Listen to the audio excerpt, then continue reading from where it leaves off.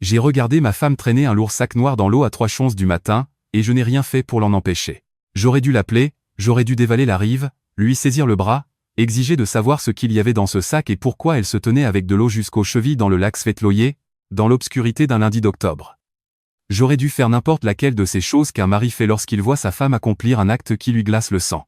Mais je ne l'ai pas fait.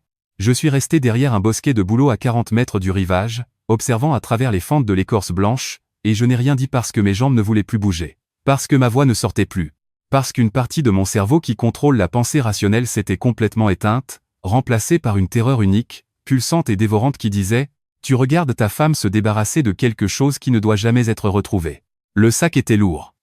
Elle luttait avec lui.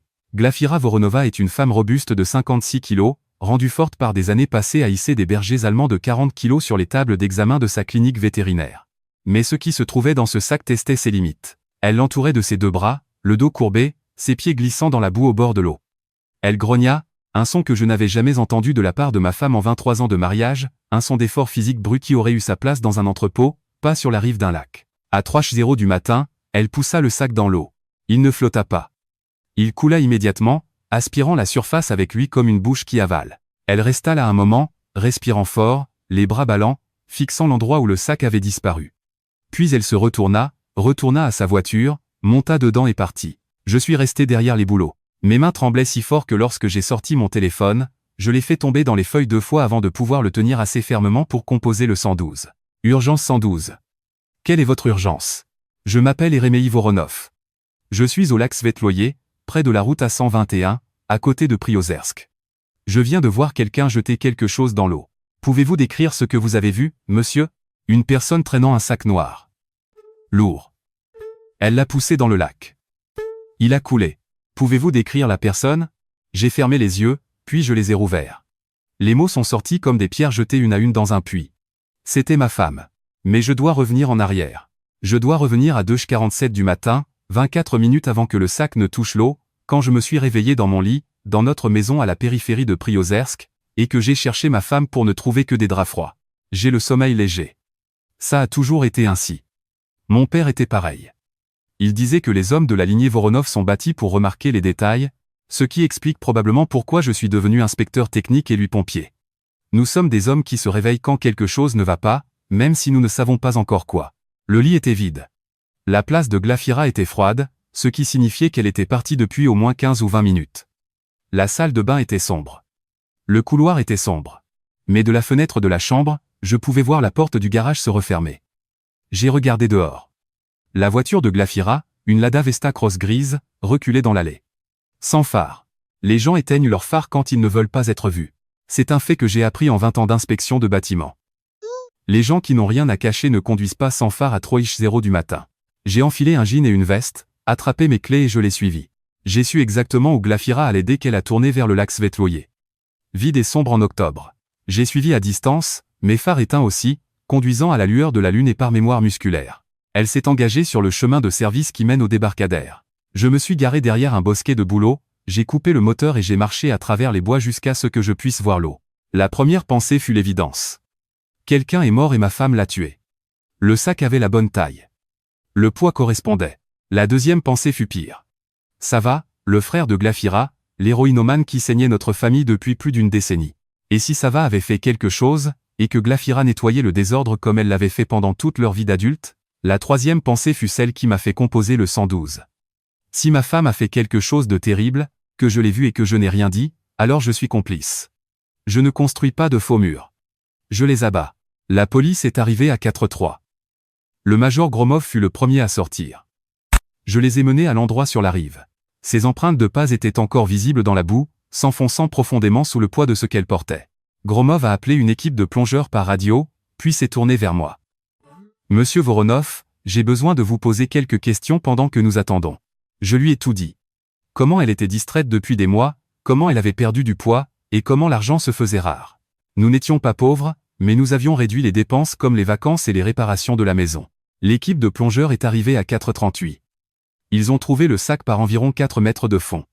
C'était un sac poubelle noir de chantier, doublé et scellé avec du ruban adhésif armé. À l'intérieur se trouvait une boîte métallique, un petit coffre-fort ignifugé. Autour, Fourrés dans les espaces vides, se trouvaient des pierres du lac ajoutées pour le poids. Ils ont forcé le coffre. À l'intérieur, tout était trempé, mais le contenu était identifiable, des relevés de notre compte joint et d'un compte secret au nom de Glafira, des documents de prêt pour 3 millions de roubles, et des reçus de retrait d'argent totalisant une somme massive. Il y avait aussi 2 téléphones jetables et un registre manuscrit avec un nom que je ne reconnaissais pas, Igna Karetnikov. Le visage de Gromov a changé quand il a vu le nom. Appelez le procureur Anissina immédiatement, a-t-il dit à l'autre policier. Dites-lui que c'est au sujet d'Igna Karetnikov. Ils ont arrêté Glafira à la maison à 5h30. Elle était au lit, prétendant dormir, portant encore ses baskets boueuses. Ils l'ont emmenée au bureau du procureur. L'enquêtrice Anita Anissina est venue me voir en premier. Votre femme a effectué des paiements à un homme nommé Igna Karetnikov pendant environ 10 à 8 mois. Le total s'élève à environ 9 millions de roubles. Igna Karetnikov était un usurier prédateur ciblant les toxicomanes et les personnes endettées. La police montait un dossier contre lui depuis 2 ans mais manquait de preuves. Maintenant, ils avaient tout. Ils ont fait entrer Glafira dans la pièce. Elle était épuisée, ses yeux étaient rouges. Elle nous a tout raconté. Sava avait rechuté fin 2022 après une opération du dos. Il s'était adressé à Igna Karetnikov pour 1 million de roubles, mais avec des taux d'intérêt de 35% mensuels, la dette avait explosé à près de 9 millions en quelques mois. Les hommes de Karetnikov menaçaient la vie de Sava. Glafira avait payé les premiers 500 000 roubles de nos économies, pensant que ce serait ponctuel. Ça ne l'était pas. Elle a contracté un prêt secret, pillé sa retraite et vidé nos économies. Elle gardait chaque reçu dans ce coffre-fort pour prouver qu'elle avait payé si jamais Karetnikov mentait. Pourquoi ne m'as-tu rien dit? Ai-je demandé. Parce que tu m'avais dit, plus d'argent pour Sava. Tu m'avais dit en 2017 que s'il revenait nous voir, tu partirais. Je t'ai cru. J'essayais de sauver les 2 mon frère et mon mariage. Et le lac? Pourquoi s'en débarrasser? Parce que j'ai fait le dernier paiement il y a 2 semaines. C'est fini. Je voulais le jeter à l'eau et prétendre que cela n'était jamais arrivé. Mais je l'avais suivi. Parce que je remarque tout. L'enquêtrice Anissina a dit à Glafira que sa tenue méticuleuse de registre était la clé pour démanteler toute l'organisation d'Igna Karetnikov. En échange de sa coopération, ils lui ont offert l'immunité. Igna Karetnikov a été arrêté en novembre dernier. Sava est entré en cure de désintoxication pour la 4e fois. J'ai conduit Glafira au centre. Sava l'a vu et s'est mis à pleurer. Il m'a regardé et a demandé « Est-ce que tu vas la quitter ?» J'ai regardé cet homme qui nous avait coûté 9 millions de roubles et 23 ans de confiance. Non, ai-je dit. Je ne vais pas la quitter. Je l'ai dit parce qu'elle avait besoin de l'entendre. 5 mois ont passé. Nous sommes en mars. Glafira et moi sommes toujours ensemble, nous allons chez un conseiller conjugal tous les jeudis. L'espace entre nous sur le canapé semble immense, et nous essayons de le combler. L'argent a disparu, et nous remboursons le prêt de 3 millions. Je lui ai dit que j'étais en colère pas pour l'argent, mais parce qu'elle n'avait pas fait assez confiance à notre mariage pour me dire la vérité. Elle m'a demandé, si je te l'avais dit en 2023, aurais-tu dit oui? J'ai été honnête. Non. J'aurais dit non. Si Sava avait été tué parce que j'avais respecté tes limites, notre mariage se serait terminé de toute façon parce que je ne me le serais jamais pardonné. Elle avait raison. Comprendre est la première étape. Notre fils Lukia en sait une partie, mais pas toute l'étendue. Notre fille Taïsia m'a demandé si nous allions nous en sortir. Je lui ai dit que nous y travaillons. Le bâtiment est toujours debout, lui ai-je dit, et tant qu'il est debout, il peut être réparé. Je suis assis sur mon perron arrière maintenant. Glafira est à l'intérieur, elle prépare le café. Elle m'apportera une tasse dans quelques minutes, noire, sans sucre, comme elle le fait depuis 23 ans. Ce café, cette chaise, le choix de rester c'est la preuve la plus importante que j'ai. J'ai regardé ma femme jeter un sac dans un lac et j'ai pensé au pire. Mais ce n'était pas un crime de violence, c'était un crime d'amour. Une sœur essayant de garder son frère en vie. Parfois, l'amour ressemble à un crime.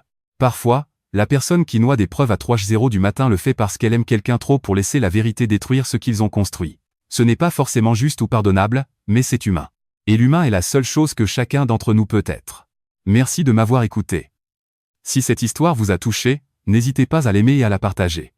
Je vous verrai dans la prochaine.